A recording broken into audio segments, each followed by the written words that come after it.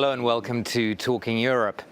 It was a keenly awaited speech and the theatrics did not disappoint. Boos and heckles punctuated Ursula von der Leyen's key speech of this new political season, the 2025 State of the Union. At one point, the President of the European Parliament had to intervene and threaten some of the more vocal MEPs with expulsion.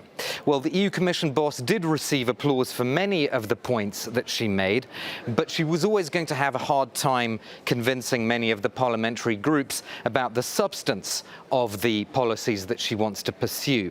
To debrief the speech, the first of von der Leyen's second five-year term in office, I'm joined by three MEPs. Hannah Neumann is a German MEP from the group of the Greens. Welcome to you. Thank you. I'm here also with Xavi Lopez, a Spanish MEP from the Socialists and Democrats. Hello to you. And last and certainly not least, Zeljana Zovko, a Croatian MEP from the European People's Party, the same political family as President von der Leyen. Welcome back to you as well.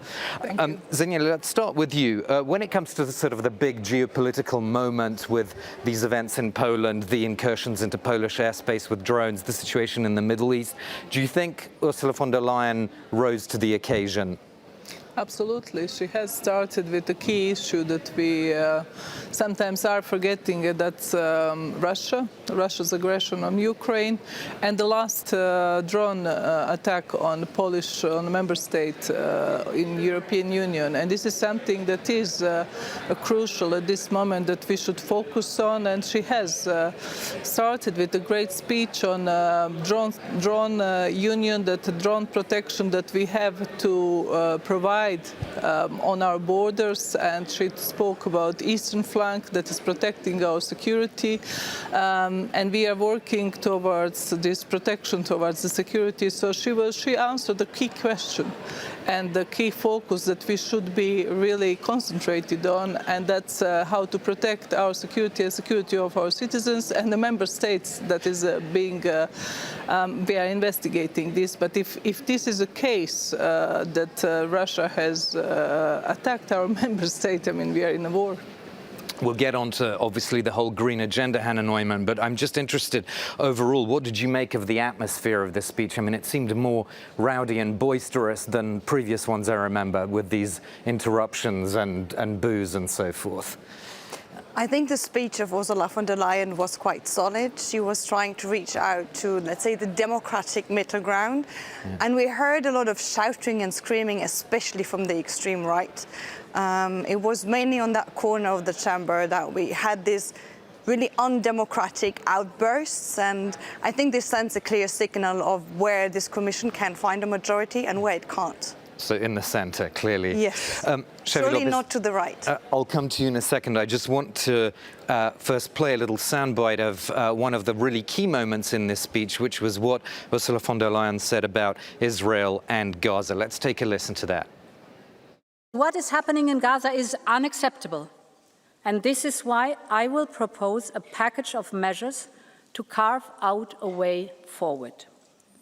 First, the Commission will do all that it can do on its own. We will put our bilateral support to Israel on hold. Second, we will propose sanctions on the extremist ministers and on violent settlers. And we will also propose a partial suspension of the association agreement on trade-related matters. Xavi Lopez, she is going farther than the Commission has before, isn't she?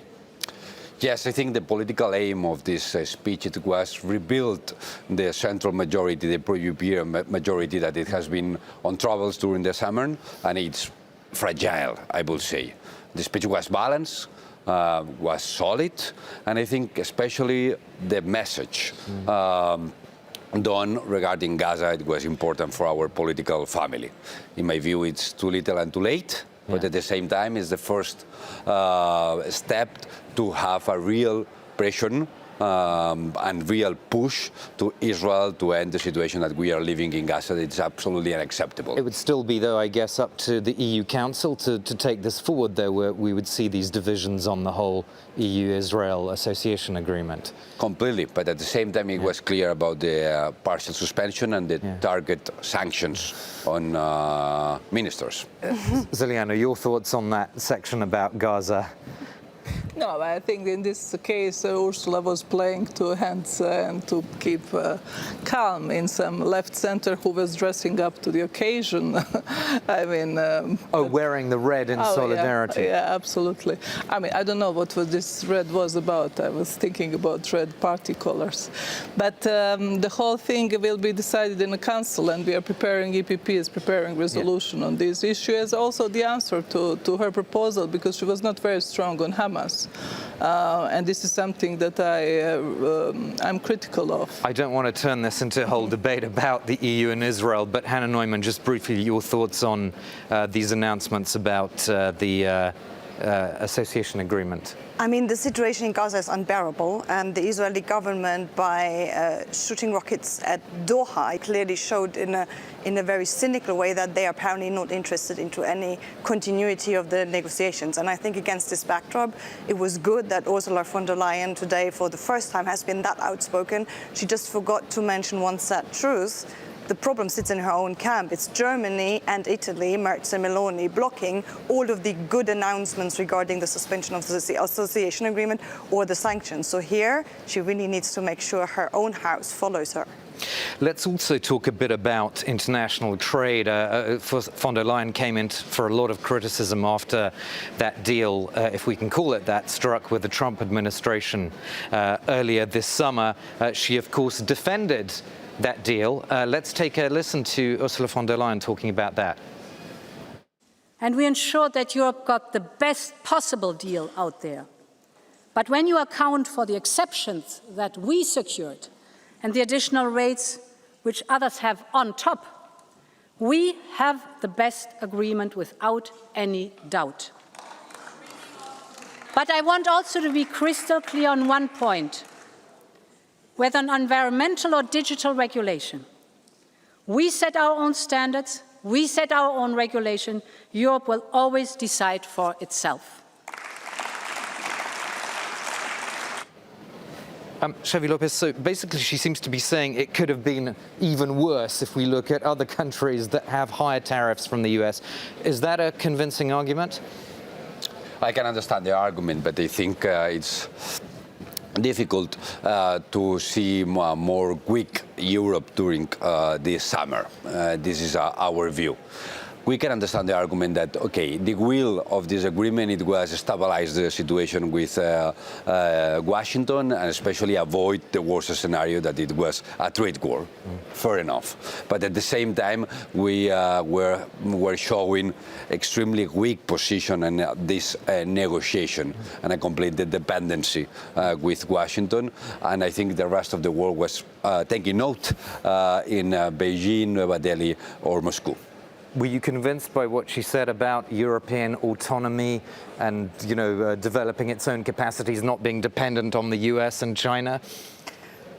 Today in her speech, she was very clear on that. However, if we look at the deal that is on the table, it looks slightly different. For me, one of the worrying aspects is this whole thing of energy import. So we promised to import from the US, I think, 750 billion of energy, which would clearly be compromising our own green transition here, our own build-up of renewables. On that one, for example, there was no answer at all. I think we still have a lot of discussions here in the Parliament to fully understand if it's just nice headlines or if it's really that solid. At the moment, looking at what we have on the table on the actual trade deal, I'm not sure this deal lives up to what she promised here today. And then the other problem clearly is Donald Trump. I mean, who knows if he'll wake up tomorrow, and all of that is null and void. Zelena Zovko, your thoughts on Europe vis-à-vis Trump? Is it weak on trade? Is it not standing up for European interests? No, I think, considering that the socialist commissioner was negotiating deal, they should be happy with the deal because Maroš Šefčovič is coming from the socialist group as a commissioner. So, but I praised him for his nice, charming smile and what he did in the last moment to make some deal. But you weren't very convinced by him, though.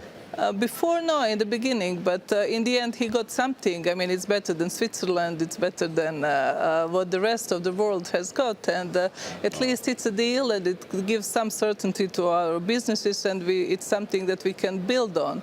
But as far as energy security is, it's better to import from United States than from some authoritarian regimes where we were inclined to turn our heads towards, like Qatar or Azerbaijan or some other countries. So I think that building up relations with transatlantic allies at the moment when NATO will play a crucial role still for our security is a key issue for the safety of our citizens. So in the end, Ursula got what she got from capacities of her commissioners, and the deal we will support this deal.